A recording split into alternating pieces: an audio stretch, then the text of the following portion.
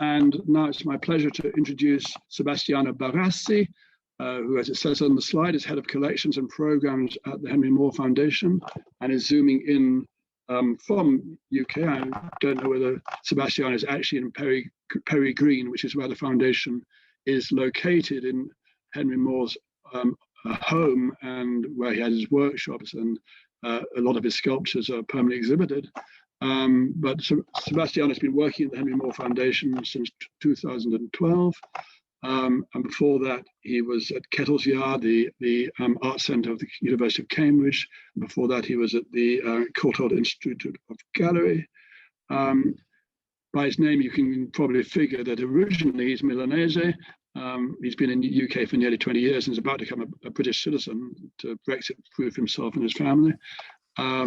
But he was born and raised in Milano and studied at the University of degli Studi di Milan.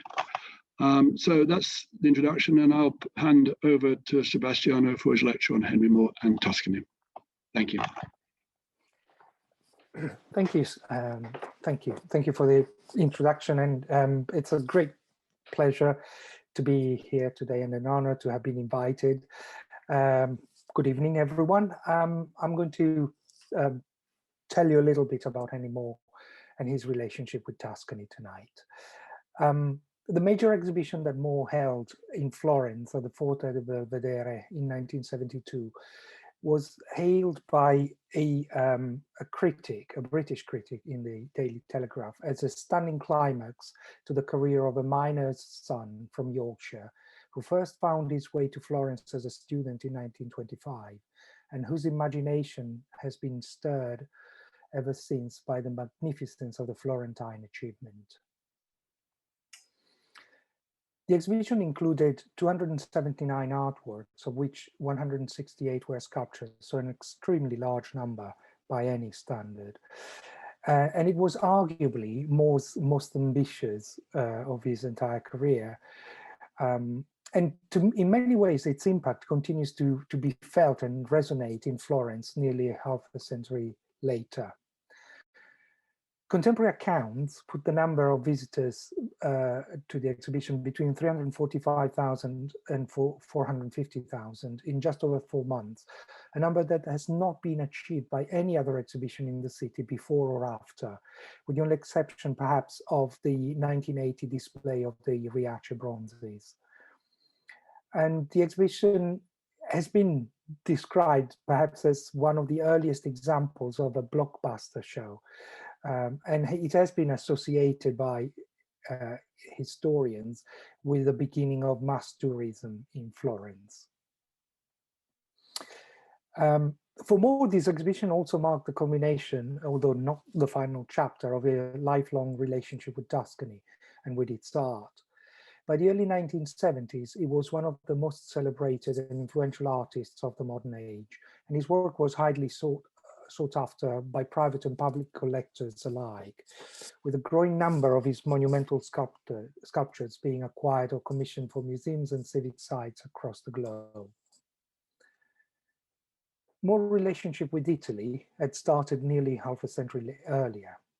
His first visit dated to 1925, when he traveled to Italy on a scholarship, having recently completed his fine art studies, first at the Leeds Leeds School of Art, and later at the Royal College of Art in London.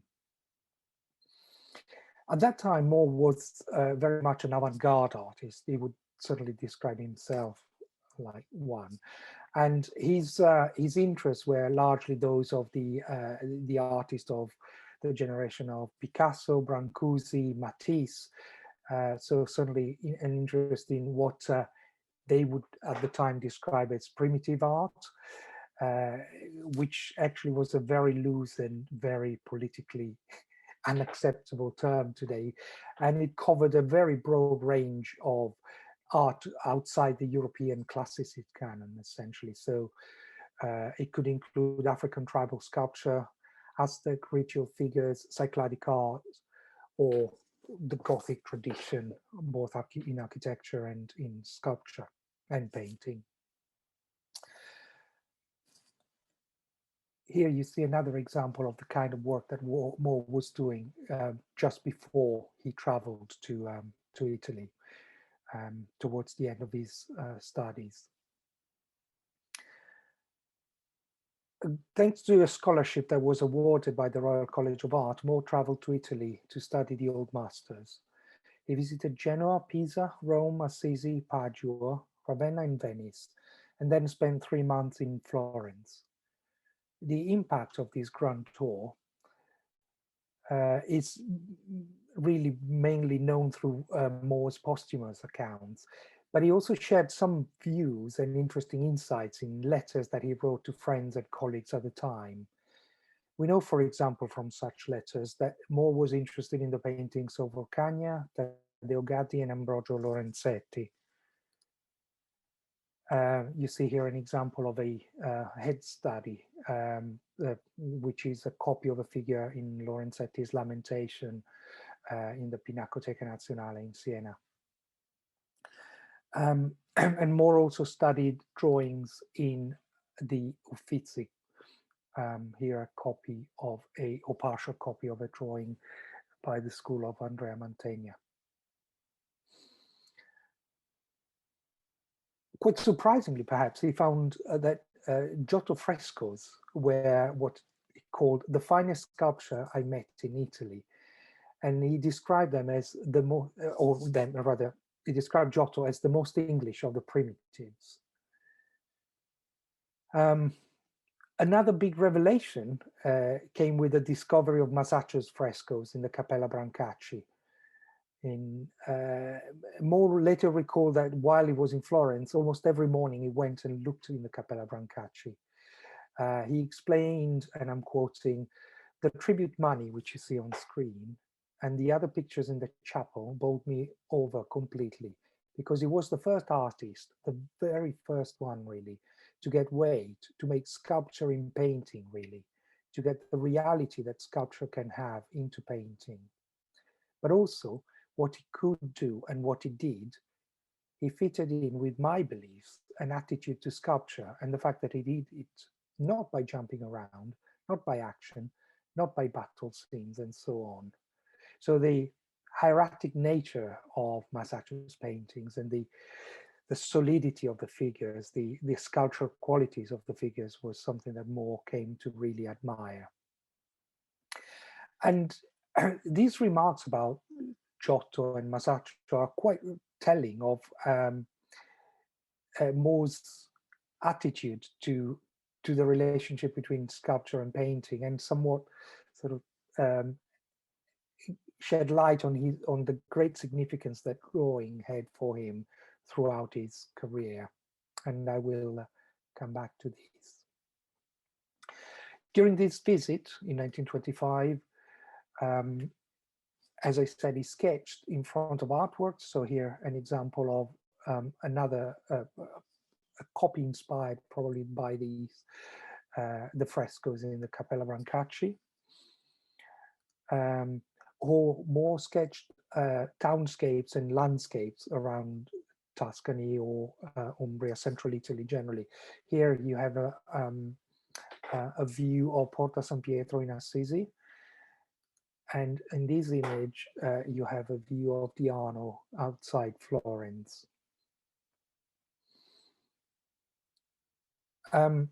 It's quite interesting that Moore at this point was sort of relatively young. He was in his late 20s, but he had just left school. And in many of his accounts from the time, there's a sense of kind of youthful bravado. He's really kind of longing to appear unconventional and to present himself as an avant-garde artist. And so many of his comments about these visits are informed by these attitudes. So for example, speaking specifically about landscapes, this is what he wrote to the principal of the Royal College, William Rothenstein, in March 1925. "I am beginning to get England into perspective.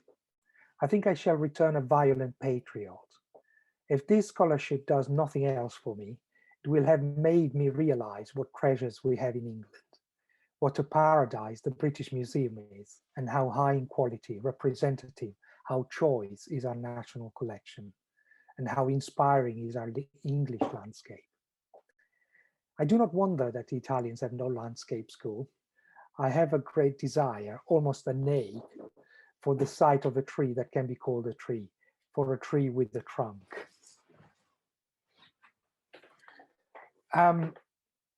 Alongside studying the old masters, which was the main objective of the scholarship, Moore also started to look at art outside the classicist tradition, and in particular, thinking specifically about the history of Italian art, he developed an interest in Etruscan sculpture. Here on screen, you have an example of a sketch he made after an Etruscan figure, which you see on the right is the Puto Graziani in the Museo Etrusco Gregoriano in the Vatican. This is quite an interesting take on that figure, in that it's not, well, first of all, it is believed to have been made from a photograph rather than from life. But it is also an interpretation of the figure, in that Moore, as he was often in the habit of doing at the time, he's turned a sculpture or a figure into that is male into a female figure, and in this case he's turned a puto, so a boy, into an adult woman by adding breasts and sort of emphasizing the hips. This is something that is quite frequent in Moore when he's looking at the art of the past. He's often kind of reinterpreting and introducing his own language and ideas in the study of the forms in front of him.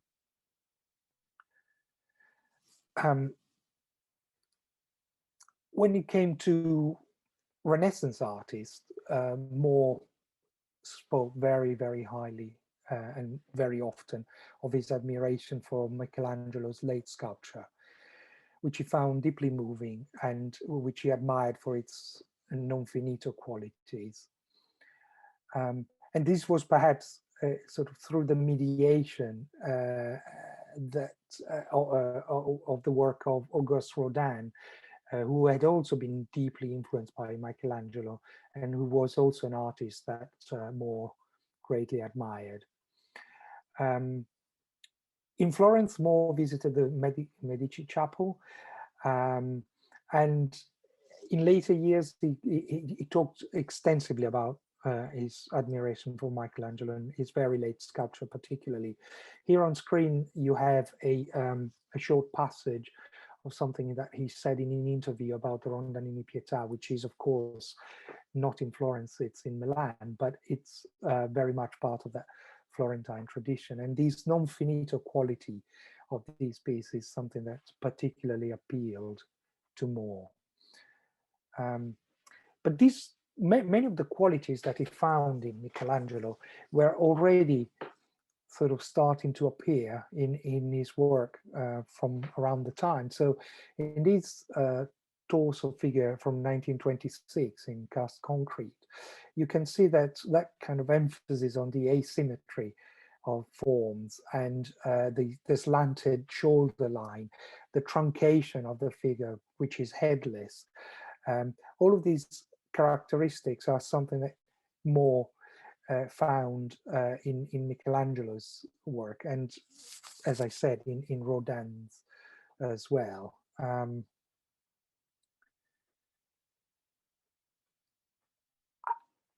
Because of the time, Moore was still quite young and sort of still developing his own style and ideas and language, it took him a while to fully assimilate what he saw in Italy during that first visit.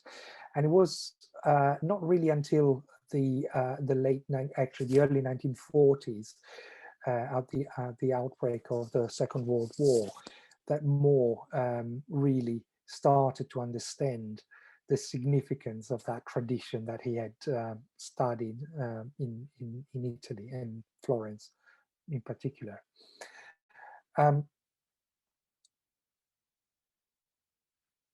one of the things that he really kind of was able to articulate was that it was only at that point, so about 10 or 15 years later, that he started to feel free to use what he learned on that trip. And to use his words, to mix the Mediterranean approach comfortably with my interest in the more elementary concept of archaic and primitive peoples. A clear example of these is seen in the shelter drawings that are one of Moore's best known groups of works, which he made at the start of the Second World War. They were images of people sheltering in the underground stations in London during the Blitz, so under the bombardment of the German Air Force. And they were initially quite personal experiments, but they then became on commissions by the War Artists Advisory Committee, which was headed by Kenneth Clark, who was at the time a great supporter of Henry Moore's.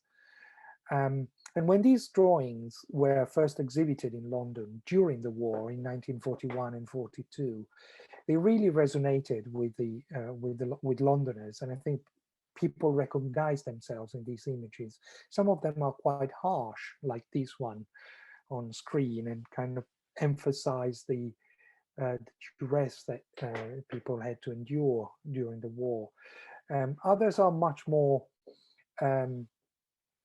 sort of formal studies of what Moore described as row after row after row of reclining figures. And the reclining figure was, of course, one of his artistic obsessions.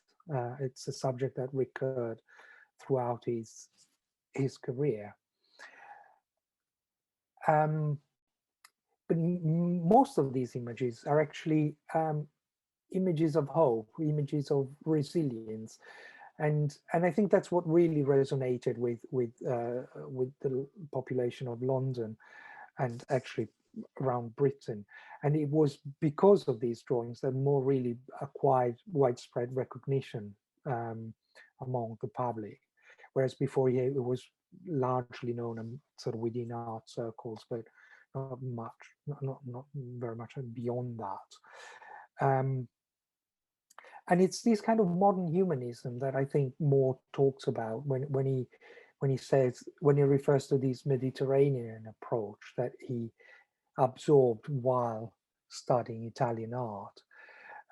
These kind of belief in the power of humanity that really emerges in these drawings, and it's something that remained with Moore for many years to come. In fact, it was in some ways, constant for the rest of his career.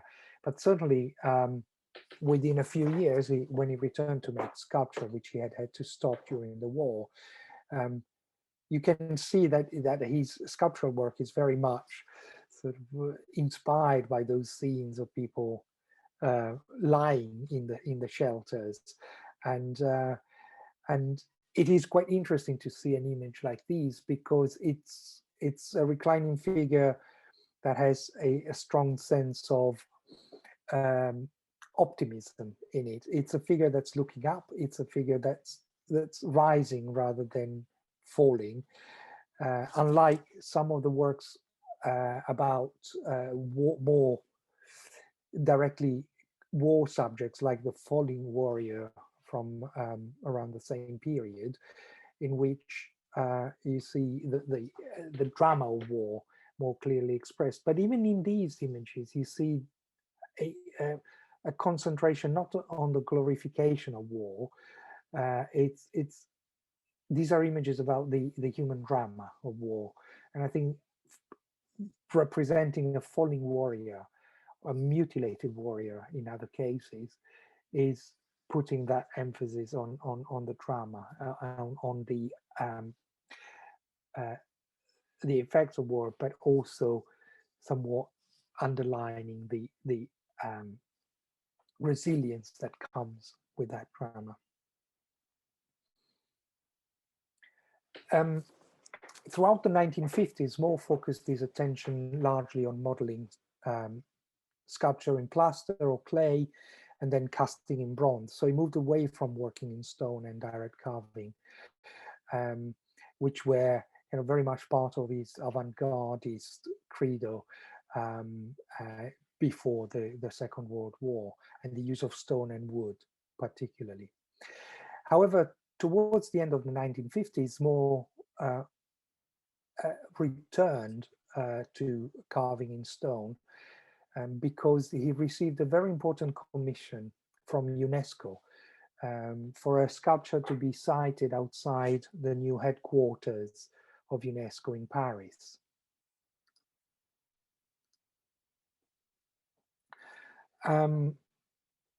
This was Moore's largest and most important commission to date, and Moore was particularly keen to explore the relationship between his work and the architecture, something that he had often sort of found quite challenging, and to create a sense of unity between his sculptural forms and the building that was designed by Marcel Breuer, Pierluigi Nervi, and Bernard Zerfuss. Moore chose to use one of the materials that the architects had chosen, travertine marble, which interestingly is a material that has got very kind of rich historical associations for its connection with Imperial Rome. So the marble that was used for the building had been supplied by a stone merchant in Tuscany, Henro, based near Forte dei Marmi. And these merchants owned the Monte Altissimo white marble quarry, which is famously where Michelangelo used to source his marble from.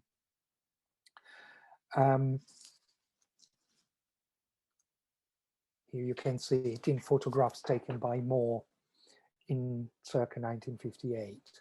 So Moore travels to Tuscany to visit Henro and acquires the material, the large block of travertine marble that he needs to make this sculpture. For rather practical reason, he chooses to work at Henro instead of moving the block to England and work on it in his studio. So he, sort of, you can see him here, sort of working on a model for enlargement, and the experience was extremely positive for Moore. He was certainly very, very happy with the support he received, the access to materials that were not just the travertine marble that he had come for, but Henro were able to source stones from all over the world for Moore, and they had very highly skilled stone cutters that could help Moore with the sort of rough carving of his sculptures, as well as studio facilities. There were many other artists working at Henro over the years. So this became quite a regular collaboration, and Moore increasingly frequently traveled to Henro and Tuscany, and you can see him at work at Henro in one of the studios in 1972. So this, what had started as an occasional visit ended up becoming a kind of recurrent feature of Moore's life. And over the years, he actually started to return with regularity to Tuscany, to the Versilia particularly, for a number of reasons, Henro being the main one, but he was also quite good friends with the sculptor Marino Marini, who he had met in the early 1950s and had a holiday home in Forte dei Marmi. Here they are together in Marini's garden. And of course, Versilia is very close to the treasures of Florence, Lucca, Pisa, and so and the coast itself is quite a wonderful place to holiday. So More started to spend more and more time over the summer months, to the point that he actually acquired a cottage there. He built a small studio in the garden to work on smaller size sculptures and drawings. Um, and he essentially started with regularity to spend the summer months every year in Versilia. And this led to the growth of a quite a close group of friends and acquaintances and professional contacts that included some really remarkable names, like apart from Marini, Jacques Lipzig, the sculptor, the editor-in-chief of Times newspapers, Sir Dennis Hamilton, the Italo-American composer and an organizer of the Spoleto Festival, Giancarlo Menotti, the poet Eugenio Montale, you can see him here in this photo, and the art historian and curator Giovanni Carandente. Now, some of these friendships led on to professional collaborations. For example, while in Tuscany, Moore became quite close friends with Maria Luigia Guaita, who in 1959 had founded the printmaking studio and publishing house Il Bisonte in Florence, where Moore showed his work regularly. And actually Moore started to produce editions of graphic work. Here we have two examples from the late 60s and mid 70s, working with Il Bisonte. And Moore also had quite regularly exhibitions at Il Bisonte until the mid 1980s. It was actually while he was visiting the Forte di Belvedere with Maria Luigia Guaita that apparently the idea of doing an exhibition there first came up. And whilst Guaita was quite happy to take the back seat, I think it was largely thanks to Giovanni Carandente, the curator and art historian, that the exhibition became possible. Moore and Carandente had actually collaborated 10 years earlier on an exhibition in Spoleto during the Festival dei Due Mondi called Sculture nella Città, Sculptures in the City.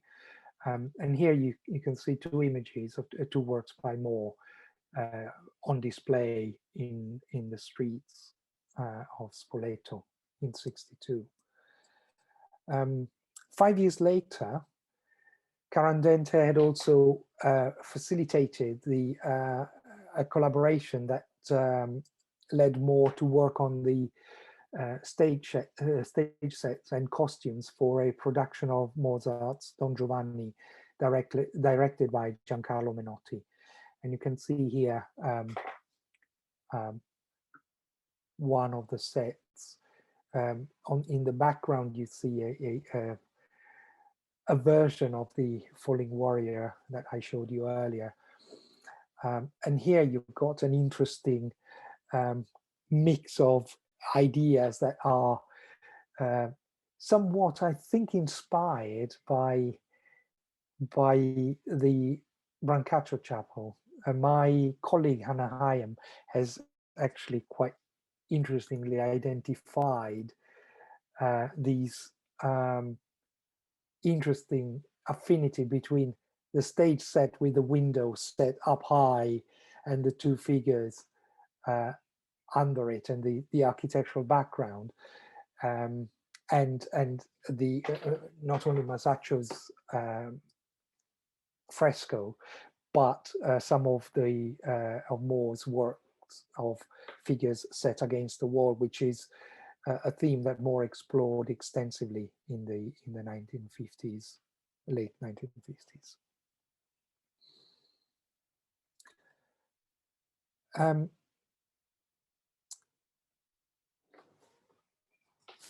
Moore was understandably delighted and thrilled with the idea of staging a major exhibition at the Belvedere.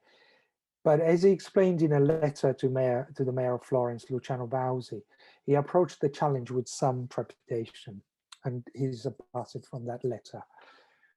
There is no better site for showing sculpture in open air, in relationship with architecture, than the Forte di Belvedere, with its impressive environs, its wonderful panoramic views of the city.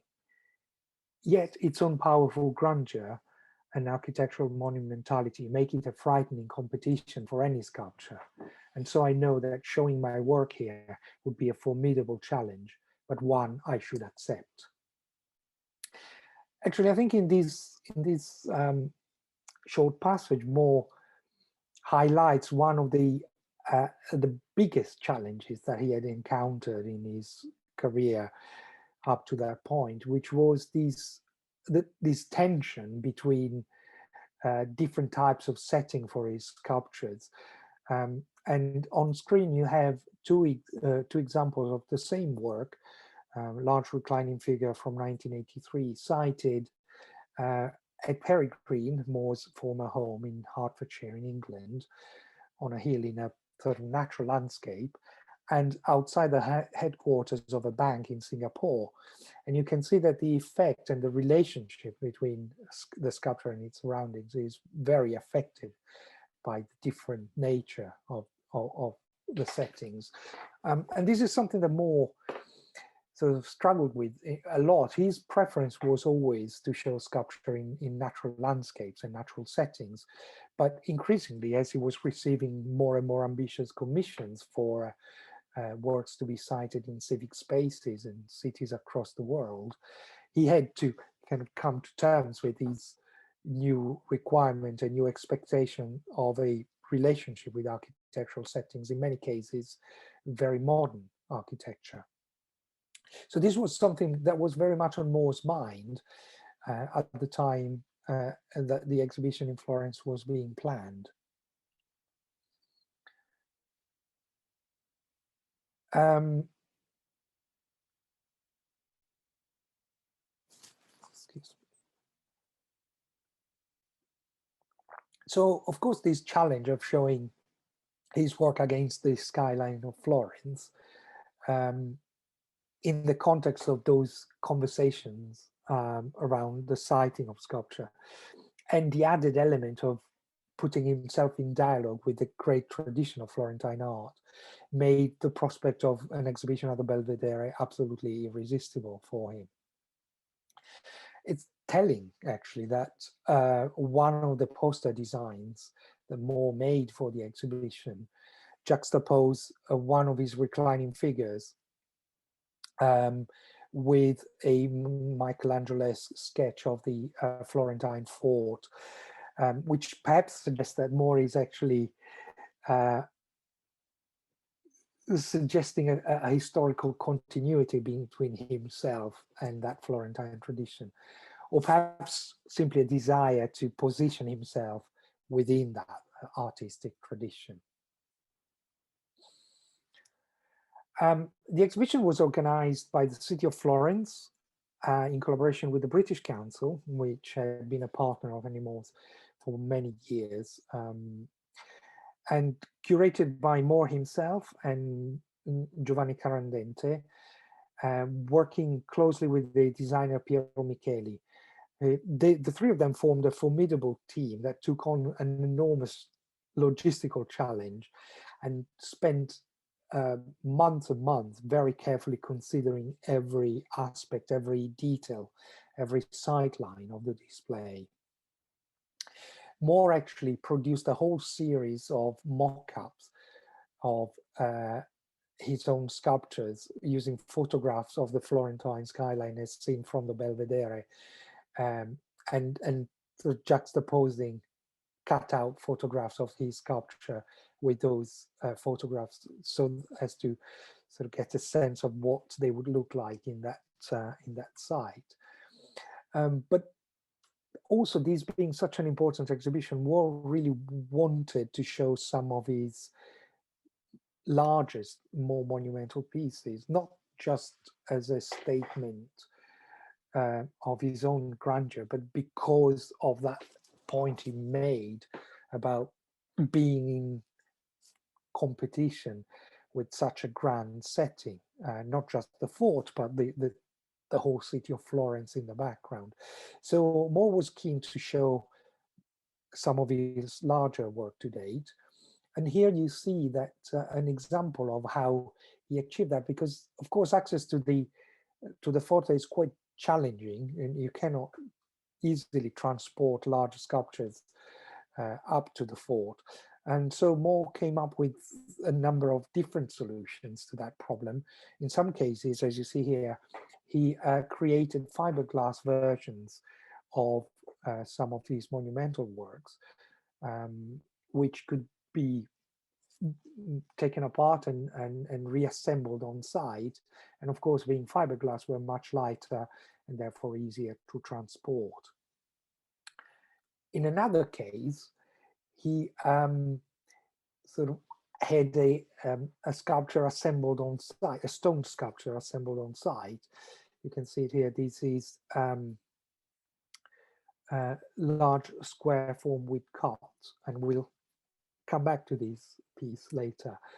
And you can see on the left, in the left image, that the sculpture was assembled in layers using a large crane, and ended up being the piece that he had intended.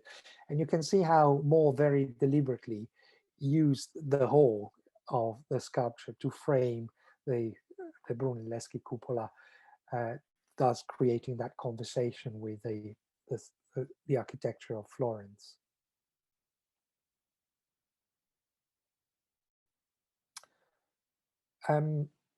The exhibition itself was an extremely significant event in the recent history of exhibitions in Florence. I mentioned the large numbers of visitors at the beginning, but the very fact that the Princess Margaret and President Giovanni Leone were there to open the exhibition testifies to the importance of it as an event. And as I said at the start, I think this really resonated with people in Florence, and many articles written at the time and documentaries filmed in the exhibition show how people inhabited the exhibition in really quite remarkable ways. I think it's, I got some screenshots from a short documentary called More al Forte di Belvedere, which was produced by the film department of the University of Florence during the exhibition. And you can see how, you know, the whole event became a sort of happening, and a major popular phenomenon, attracting audiences like that wonderful large group of nuns that, you know, you don't necessarily see very often in an art exhibition, or at least an exhibition of modern art. So this event had a major impact on the cultural life in Florence, and it also had a significant legacy. Here you see an image of the Warrior with Shield, a piece that was in the exhibition and was subsequently acquired for Florence, and it now belongs to the British Institute and is sited in the Arnolfo cloister in the Church of Santa Croce. Many collectors acquired works before and during the exhibition, and even after. Many became friends with Moore and continued to collect his work for many years. Another example of that legacy is the large square form with cut, which we were looking at earlier, which was, after the exhibition closed, was moved to Prato, and it's currently still there, sited in Piazza San Marco. an example of how, you know, the legacy of that exhibition has actually continues to this day. And Moore himself continued to study Tuscan art. He, for instance, a few years before the exhibition, wrote up an introduction to a monography book on Giovanni Pisano, and kept returning to the work of Pisano in his drawings. He also studied, as late as 1981, other Florentine sculpture, like here you have a sketch of that is based on the sacrifice of Isaac from Lorenzo Ghiberti's Porta del Paradiso in the baptistry in Florence. And equally, I think some of the ideas that he assimilated from his study of Florentine art returned in his sculptural work as well. So not necessarily direct references, but more echoes and shared concerns, I suppose. This figure from 1961 called Reclining Figure Bunch has been described by the critic David Sylvester as having a twisted position and a dynamism that is akin to the work of Michelangelo. Works like these, although very different stylistically, show that Moore continued to work with travertine marble for many years after his first piece for the UNESCO headquarters. And you can see again, there are echoes here of those works that he made as a result of the shelter drawings, similar pose, interest in the reclining figure, but also a great interest in the material, the quality of the materials. I love the way in which the layers of these of the stone are very deliberately kept visible and become an important visual feature of the sculpture, giving it almost an archaeological feel. It's almost like you're looking at the layers of the earth itself from which the marble has come. Other works, like this reclining figure from 1981, have got echoes of sort of compositional conventions of Renaissance sculpture. This particular piece has been said to have some echoes of Dusk, the marble sculpture by Michelangelo in the tomb of Lorenzo de' Medici.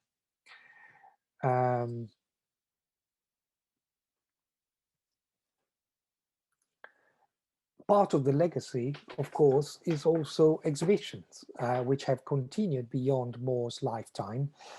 And here we have an example that you can go and visit if you're tuning in from near Florence. It's an exhibition, the exhibition that Simon mentioned at the beginning at the Museo Novecento, which explore largely drawings and a selection of sculptures from Moore's late years. And this exhibition is actually accompanied by a display that Sergio Risaliti has curated of works by Moore from private collections, again emphasizing that relationship and the impact on sort of the local art world that Moore's presence for so many years had. These are some installation shots from that exhibition, which is also open at the same time as the sculptor's drawings at the Museo Novecento, running until July. That's all I've got. I'm going to stop sharing the screen now, and be very happy to take questions if anyone has. Well, thank you very much indeed, Sebastiano, for that really interesting survey of Moore's life and his work and his particular special relationship with Florence.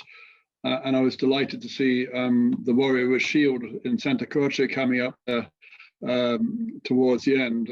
Not everybody knows that the British Institute of Florence is the proud owner of a major Henry Moore sculpture, but we are, and there it is in Santa Croce, except for it's not in Santa Croce right now, because yesterday, with great care and effort, it was transported to the Palazzo Vecchio.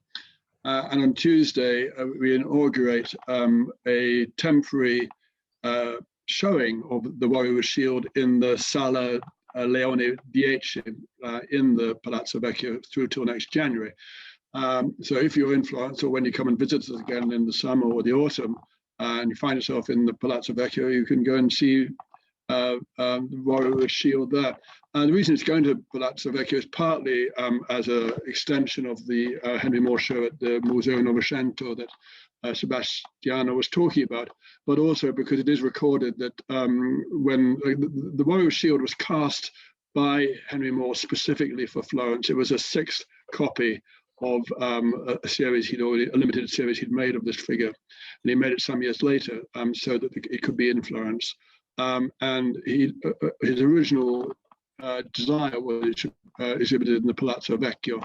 One way or another, that didn't really work out, and we in the end did the deal with the Comune and the Opera di Santa Croce to put it into the chiostro at Santa Croce.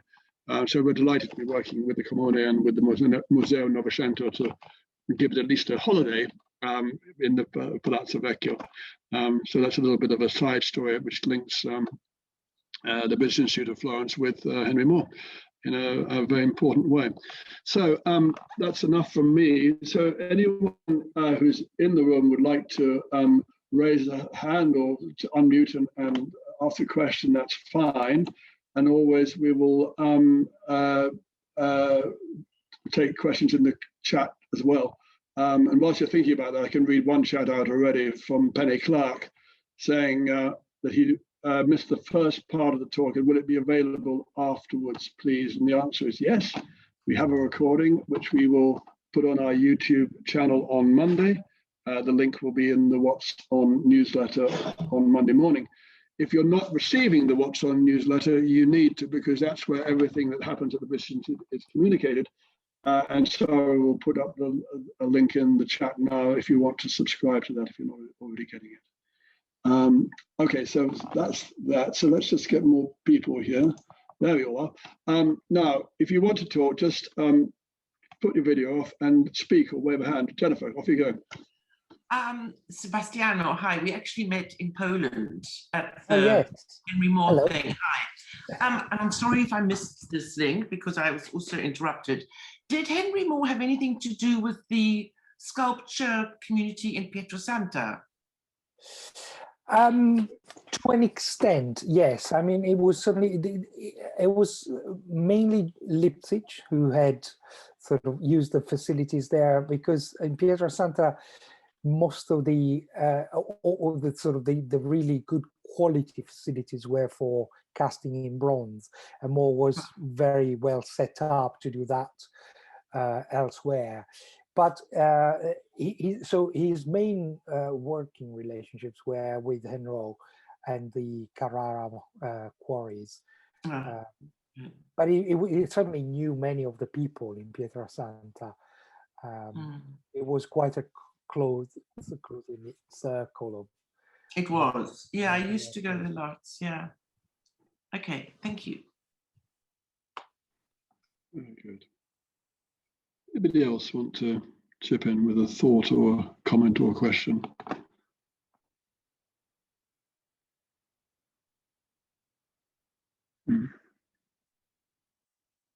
How much time did Henry Moore actually spend in Tuscany? I think he came often, didn't he, Sebastiano?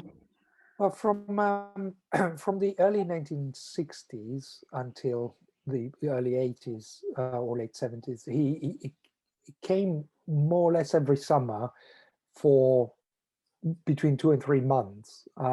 These were working holidays where he would spend some time working and some time on the beach, largely in Porta dei Marmi, and he brought his family with him. But he also took the opportunity to work at Henro, do some stone carving. He also modeled in his studio in the garden of his cottage. And he drew a lot as well while in Tuscany. But he was, yes, very more or less every year for nearly 2 decades. And it's always the same place. Did he own a property there, or? He did. He bought a cottage in just outside Forte dei Marmi. Mm. Yeah. What became of the cottage? You know.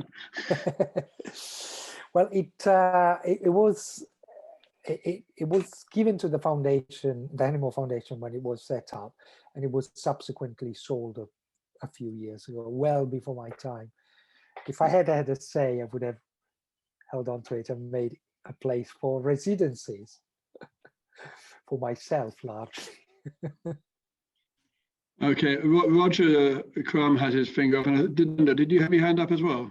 Yes. And Patricia. So we'll go Roger first, then Patricia. Brenda, was that a yes or no? Yes. Yeah. Okay. So Roger, go Great. first. Thank you, Simon, very much. And Dottore Barassi, thank you for really a fascinating talk on Moore in Tuscany. I was particularly intrigued by the fact that, which I did not know about at all, that Moore reproduced in fiberglass and in pieces these certain of the larger of the monumental works that were displayed at the Forte di Belvedere. That intrigues me because rarely does an artist transform work into a completely different medium for its display. So that's quite extraordinary. The other thing is, I'm wondering whatever happened to those fiberglass fabrications, those surrogate Moore works. Some of them were destroyed after the exhibition. A good number have survived and are part of our collection at the foundation, and we show them quite regularly. That large figure that I showed in 2 different settings earlier, on a sort of small hill and in Singapore, that also exists as a fiberglass sculpture. It's about 9 meters long, so it would be very, very difficult to move as a single bronze cast. But it's more designed a version in 4 parts that can be assembled on site, and we continue to show that to this day. And similarly, there are about 3 or 4 other sculptures that were created around the time of the Belvedere exhibition that we still have in our collection, and we use because sometimes it's simply not possible to move the bronzes. But Moore didn't think of these as surrogates. I think for him they were alternative versions, and he particularly liked the fact, apart from the convenience and transportability, he liked the fact that he could envisage through the white painting of the fiberglass them being made in stone. And certainly when you look closely to these sculptures, the texture is very, very visible. They're not flat, smooth surfaces, and so they do create a sense of worked stone, similar to the large carvings that Moore made in those years in Carrara. Thank you very much for that illuminating answer. Thank you. Patricia, your turn. Thank you. So thank you for a fascinating talk. And I'm wondering if you could speak to a little bit his technique for bronze casting. And what made me curious is that several months ago, there was a talk on the British Institute by Alan Pascuzzi, I think I have his name right, who's sculpting in Florence currently. And he did a whole presentation on the casting technique, which seemed, I mean, amazing and tedious, and that it all worked. So as you were talking, I was wondering if he followed the same old techniques that Alan talked about. Well, sadly, I wasn't able to hear that presentation, but what I can tell you is that Moore used two techniques for cast. Actually, in the very early part of his career, he did a lot of casting at home using lead and his wife's pots, to her delight. So, lead is a very unstable material, so he gave up that idea quite quickly. He occasionally cast in concrete, but when he cast in bronze, he used either lost wax technique or sand casting. But casting in bronze is something that is very, very difficult to do domestically. So he would always rely on foundries that he collaborated with on a regular basis, especially for the very large pieces. So he worked with the Art Bronze Foundry in London, with Seuss in Paris, with Noack in Berlin. And there are just some wonderful footage in our archives of these enormous sculptures arriving at Peregrine. Peregrine, for those of you who have not heard of it, is where Henry Moore lived from 1940 until he died in 1986. And it's a very rural site. So you get to what used to be his house, his home, in sort of quite narrow lanes. And if you can imagine a monumental bronze sculpture loaded onto a flatbed lorry, sort of weaving its way through those lanes and arriving in this Hertfordshire landscape. There's some magnificent sights. And then Moore would work on the patination of the bronzes with his assistants at Peregrine in his studio. But the casting itself was almost always done at the foundry. Right. Okay. Yeah, that's what Alan spoke about too. Okay. Yeah. Thank you. Yeah, the artist Alan was referring to in his talk was Cellini and the Perseus in the Lodge. Okay. So the technique's similar or very different now? I don't know how the Cellini cast bronze. I imagine it's lost wax on that, but I don't want to venture down there. Okay, fair enough. We'll let you go. Tessa, did you want to say something? Oh, me? Yeah. Yes, please. I've missed the link. How did the British Institute come by the warrior with shield? How does it come to be in your possession? It was given to us by Irene Moore, Henry Moore's widow. And the backstory is quite complicated, but it seemed to Irene that it was the safest way for the sculpture to be held in Florence was to give it to the British Institute. Quite right. Good. Thank you very much. Excellent. Unconditional gift it was. So it belongs to us, hold in. Yeah. So we have this special partnership with the Comune, so it sits safely in Santa Croce. Yeah. Excellent. Thank you. In the chat from Chris, as a question, did Moore have any influence on Augustine Cardenas, who also worked in Forte di Marme? Do you know anything about that, Sebastiano? I'm afraid I don't. I know Moore had a big impact on many artists of a younger generation working in Carrara, Forte di Marmi. Many of them worked at Henro, where Moore worked.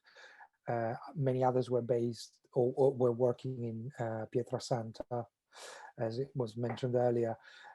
So there was quite a big community. I couldn't comment specifically on Cardenas, I'm afraid, but I'd imagine that it's sort of many conversations that Moore had with other artists at the time were kind of quite meaningful and impactful in their own way. Sorry, I cannot be more specific.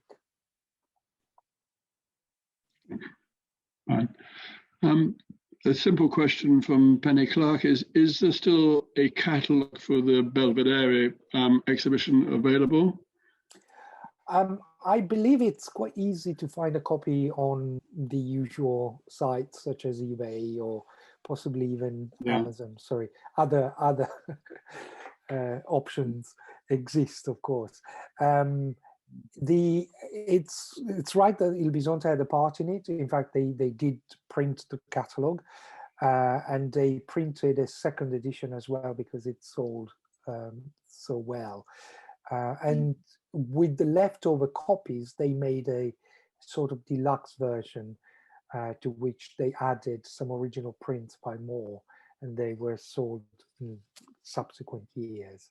But I believe it's relatively easy still to find copies of the catalogue online. I don't know for a fact, but I would guess that there would be a copy in the British Institute's library. I'd be surprised if there wasn't. So. Okay, any more for any more? Whilst people are thinking, I will remind people that we are enormously grateful for donations that people make, and to keep the Institute going through these difficult times. Anything you can contribute is most welcome, whatever level you feel like. That's the way we keep this program going. So I'll put the link up in the chat in the usual way. So any more for any more? Have we come to a natural end? I think we probably have. Okay, well, it remains for me therefore to thank Sebastiano very much indeed for giving us such an interesting and detailed account and lecture. Much appreciated by all of us, and thanks for your time. And when you're next back in Florence, make sure you come and see us, please. I will definitely do that. I can't wait to be back in Italy, actually. Hence. Well, we welcome you and all the other people who aren't in Italy at the moment, but who would like to be. I know there's many on the Zoom who would normally be here at this time, but for one reason or another can't be. So yeah, we're slowly getting back to normal in Florence. Actually, just this morning, I got up super early and got into the first in line at the Uffizi. And I had a lovely 2 hours of being in there almost alone. I was completely alone in the Botticelli rooms. So if you're in Florence and can fancy it, go now, because it's not going to last. The plan is that second half of May onwards, tourism will start again.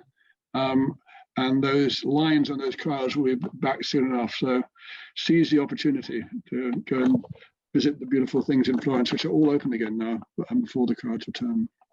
And for those who aren't here, come on back as soon as you can. We can't wait to see you. Okay. Any more for any more? Any more last thoughts? No. Hey, Beatrice. And we will therefore say good night. Have a great evening, everybody. Bye. Bye. Thank you very much.